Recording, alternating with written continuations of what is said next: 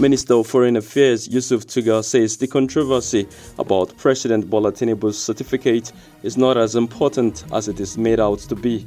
Hi, welcome to what's happening. These are the top 10 stories. At number 1, the Minister of Foreign Affairs Yusuf Tuggar has played down the controversies surrounding the certificate of President Bola Tinubu. He said the Tinubu administration does not have time to waste on the certificate issue, which he described as a trivial matter. Tuggar, speaking on Channels Television Sunrise Daily on Wednesday, said the president had met with other world leaders despite the controversy, and the issue had not been a subject of discussion in all his recent international engagements. At number 2, the federal government has agreed to double the number of medical and dental doctors from 5,000 to 10,000 starting from the next academic year by increasing admissions into medical and dental institutions. Minister of State for Health and Social Welfare Dr. TunjiAlausa disclosed Wednesday at the induction ceremony of foreign-trained medical and dental graduates by the Medical and Dental Council of Nigeria. Alausa said the mass exodus of licensed doctors and other health professionals to more developed countries would be discouraged by making the healthcare environment more attractive. At number 3, the Lagos State Police Command Wednesday declared Owodunni Ibrahim, also known as Pram Boy, wanted, following his failure to honor police invitations sent to him since the commencement of the investigation into the circumstances leading to the death of singer Ilerioluwa Aloba, popularly known as Mohbad. Lagos Police spokesperson Benjamin Hundeyi disclosed this on his X handle. At number 4, Federal Capital Territory Minister Nyesom Wike has initiated a 9-member panel to probe the death of greatness Tolulukpe Olorunfemi, a victim of a one-chance attack in Abuja.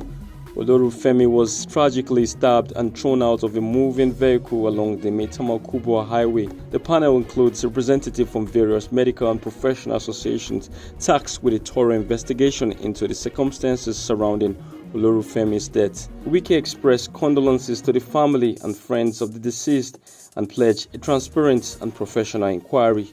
At number 5, the House of Representatives has called on the federal government to provide adequate security to farmers to prevent them from Boko Haram bandits and other criminals during harvest season.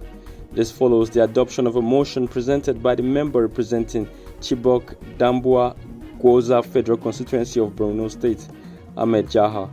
He expressed the concern that the persistent insecurity in the Chibok Damboa Gwoza constituency has created an environment of fear and uncertainty, discouraging farmers from cultivating their lands and leaving their hard-earned farm produce unharvested. At number 6, the National Agency for Prohibition of Trafficking in Persons, NAPTIP, has apprehended Reverend D.C. Ogo, the founder of Arrows of God Community Children's Home in Anambra State, for her involvement in illegal child adoption. In a statement released on Wednesday by Anambra State Commissioner for Women and Social Welfare, Ife Obinabo, it was revealed that Ogo was handed over to NAPTIP officials after a 2-month investigation into activities of the orphanage. The security operatives led by the ministry invaded the facility in August 2023 following a report by investigative journalist Fisayo Soyumbo. At number 7, Kaduna State Governor Uba Sani has expressed deep concern over the state's 680,000 out-of-school children. During a meeting with senior citizens and elders, Governor Sani emphasized the need for collective efforts to combat insecurity, illiteracy, and secure a brighter future for children in the state. He disclosed plans for constructing 62 new secondary schools using a $28 million Kuwait fund to address classroom shortages and improve education in the state. At number 8, Pope Francis has suggested a way to enable the blessing of same-sex couples by clerics, something not recognized by the Holy See, but practiced in countries such as Germany and Belgium. Since taking office in 2013, Francis has worked to reform the governance of the church, striving to make it less hierarchical and more attentive to the needs of the faithful. He has met stiff internal resistance along the way. Pope Francis opened a major congress on the Catholic Church future, vowing to open doors to everyone despite tensions with conservatives on issues from the LGBT faithful to the treatment of divorcees. At number 9, Mike Mikombe, an army colonel, has been sentenced to death in the Democratic Republic of Congo, DRC, for the killing of over 50 civilians in August. Makombe, ex-commander of the elite Republican Guard in Goma City, is accused of giving orders to open fire on protesters who were demanding the withdrawal of United Nations UN troops in the country.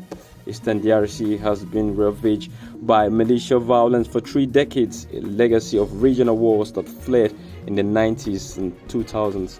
At number 10, Russian President Vladimir Putin is expected to visit Kyrgyzstan next week, authorities in the Central Asian country announced Wednesday. This is Putin's first trip abroad since the International Criminal Court (ICC) issued an arrest warrant for him.